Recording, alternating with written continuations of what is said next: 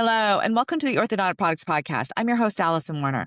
For orthodontists looking for ways to reduce variability, streamline clinical workflows, and create more predictable treatment from bonding through finishing, passive self-ligating systems offer a solution. In this episode, sponsored by Dynaflex, we explore why some clinicians are moving toward passive self-ligation, not as a magic bracket, but as part of a broader, systemized approach to treatment planning, execution, and efficiency. Joining me to talk about this is Dr. Jason Sherbel, a board-certified orthodontist practicing in Southeast Michigan, who shares how adopting a passive self-ligating philosophy has helped his growing startup practice standardize mechanics, empower his team, and support a technology-driven approach to care. Here's our conversation. Dr. Sherbel, thank you so much for joining me. Yeah, thank you for having me. Great. Okay, so to start us off, can you tell our listeners a little bit about your practice and how long you've been practicing? Yeah, so I've been practicing for about 5 years. I actually practice with my wife. She's also an orthodontist. We actually started our practice right out of residency. So, a startup is probably something we can chat a lot more about and those Yeah. issues. But yeah, our practice has grown quite a bit in the last 5 years. And as that's happened, we've had to adapt kind of new systems and technologies to kind of help us with that. But overall, our practice, I would say, is mostly kids. For like our comprehensive, maybe like 60%, 70% kids, 30% adults. Um, for and about I would say a third of our practice is actually phase ones in general.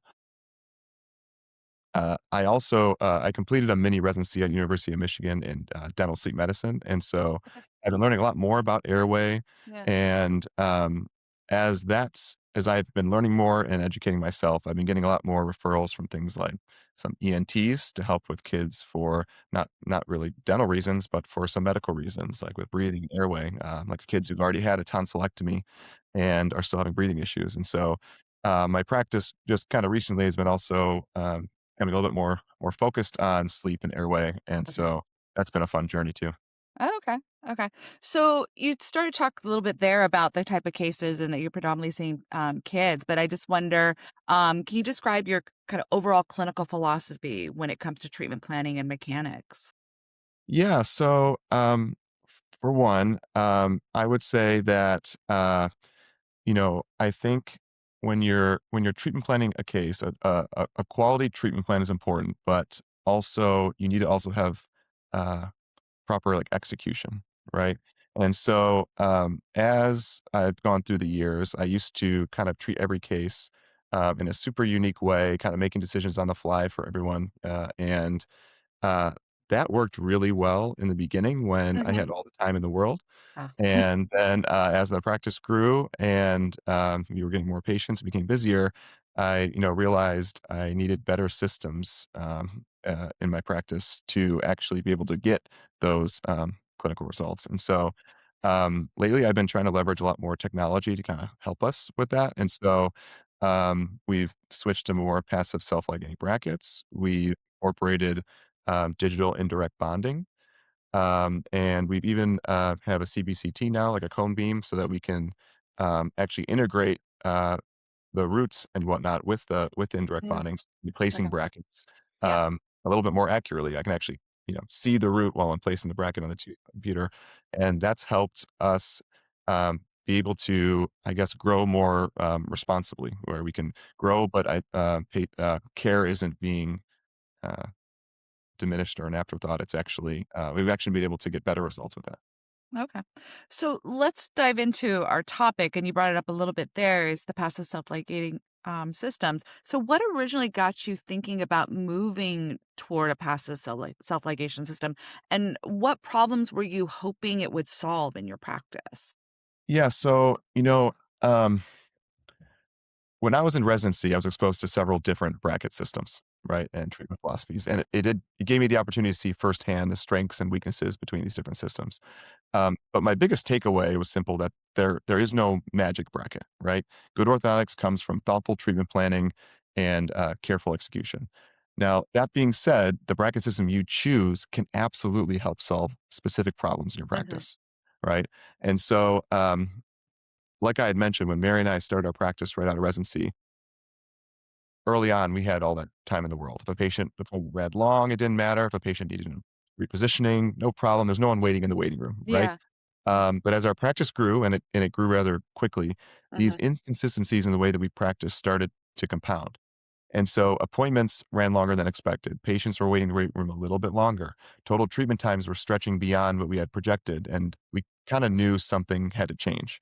And so when we stepped back and analyzed the practice, we didn't find actually like one single big problem, right? Mhm. We found dozens of small inefficiencies, Okay. right?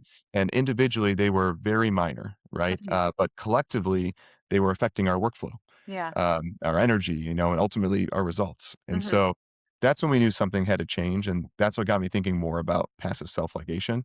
Um, I was more of chasing more of like consistency. So, can you talk to me about the inefficiencies you kind of identified and what you were hoping to attack with a new system? Yeah. So, okay. Sometimes a patient would come in for their first visit after bonding, and maybe one or two teeth were still rotated. We all kind of experienced that. Mhm. They were properly figure eight tied, but the elastomerics, loosened over time. So when the patient came in for their visit, the wire was no longer, fully engaged. Mhm. And so instead of progressing to the next wire, you might just retie, stay in that initial wire for a little bit longer.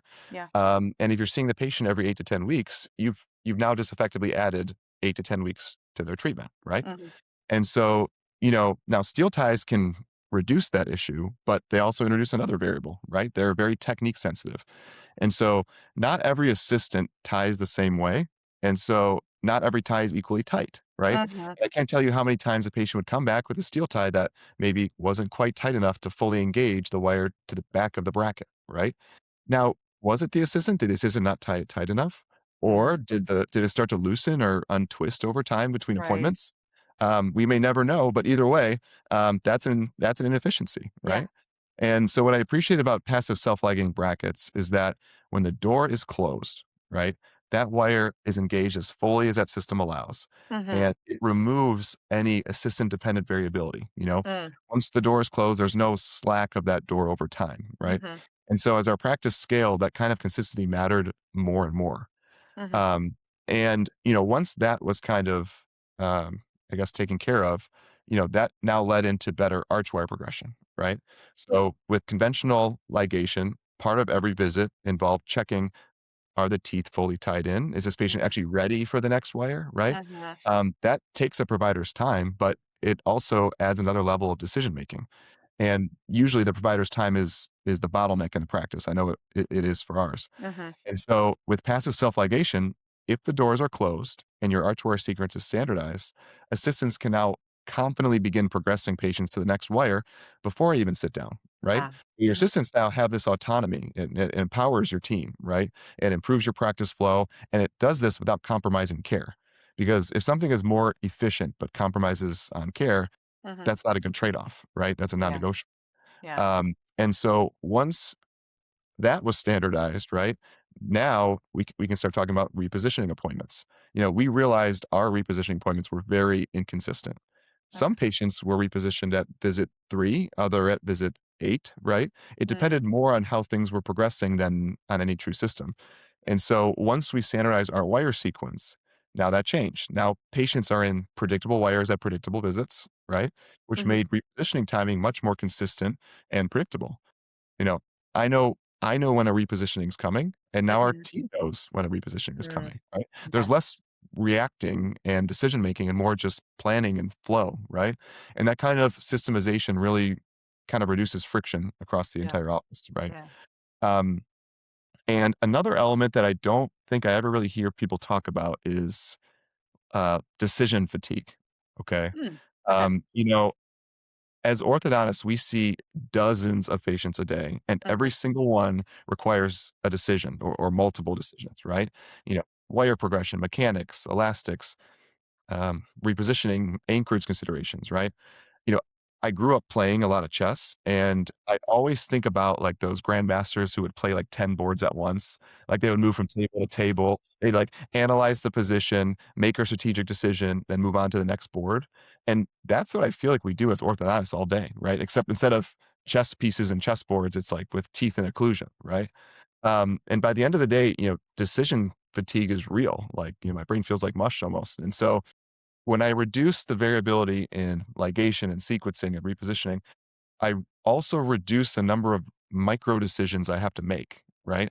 Hmm. And that mental clarity alone, I think, has value, right? It's not just the inner peace it gives you, but also like the bandwidth to make better decision on other things that need your attention.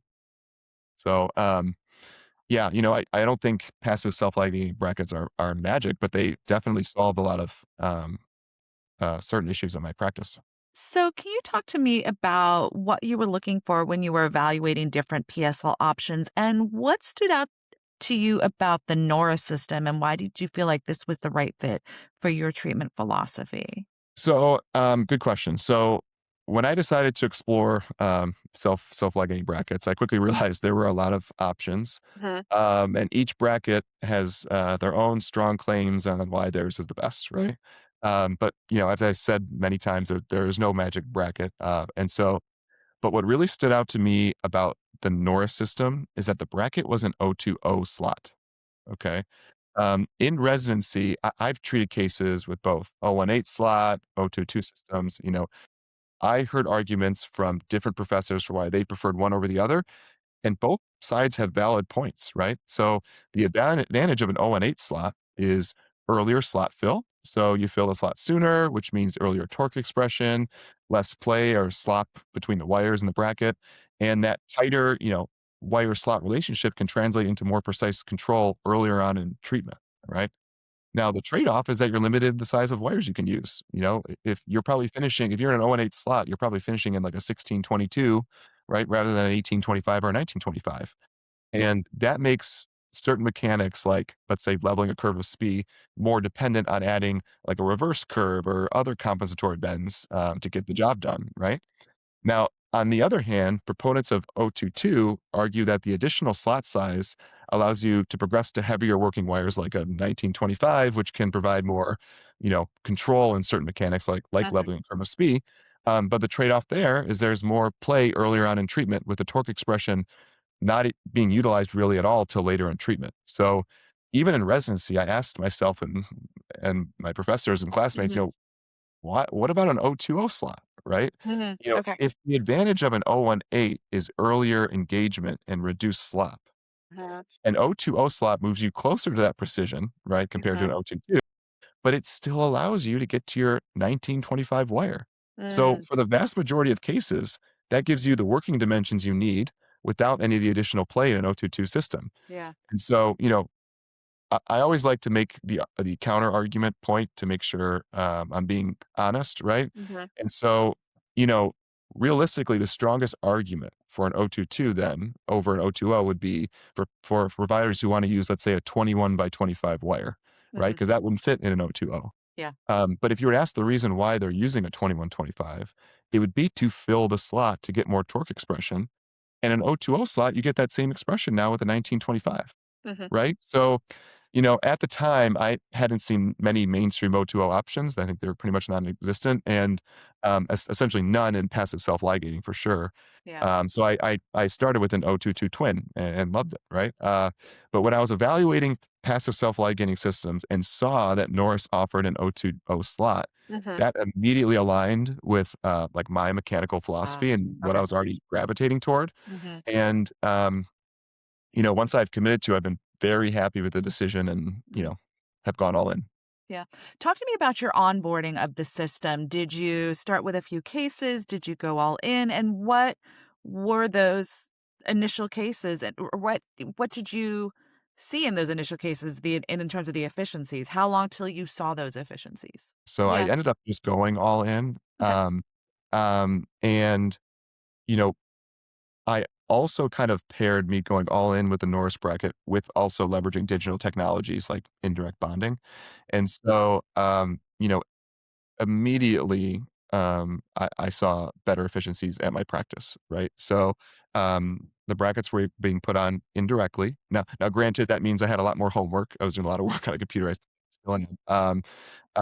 But I didn't necessarily need to be sitting at the chair the entire appointment now for the bracketing, right? I could come in at the end, check the brackets, make sure things are engaged, and now I can be doing other things like consultations or seeing other patients and making bends and wires for finishing. And so immediately, the bottleneck being me, the provider, I was like reduced in half. Like I had more time to do things. It wasn't people always waiting on me, right? Um, but the NOR system itself, what it allowed for was um, all of my assistants now were tying in the exact same way. The door was closed. Okay, it's tied in. And so Mhm. then that means we are going to be able to get to the next wire next time they come in. So now when the patient were to come in for the next visit, they're already grabbing the wires, they're untying, they're even maybe starting to tie in before I even sit down, right? Mhm. And so now that reduced the bottleneck even more. So Yeah. they don't have to wait for my go ahead for certain things. They kind of know what I'm going to say as long as the wire is going to fit. It'll work.